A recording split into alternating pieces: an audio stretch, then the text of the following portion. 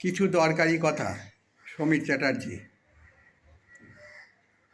একটা কথা বলি তোমাদের, মন দিয়ে সব শোনো।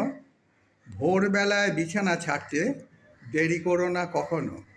ভোরে উঠে হাত মুখ ধুয়ে একটু শরীর চর্চা করো। মন যদি না চায় তো প্রাতঃভ্রমণে বেরিয়ে পড়ো। খালি পেটে গরম জল প্রতিদিন করবে পান। গুড় দিয়ে লিকার চা, বাঁচবে তোমার প্রাণ।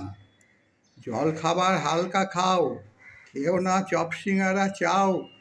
দুপুরবেলায় ঠিক 12টায় তোমরা খাবার খেয়ে নেবে।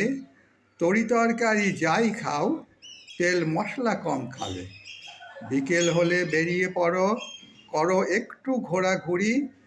পার্কে বসে গল্প করো, যদি পাও তোমার জুড়ি।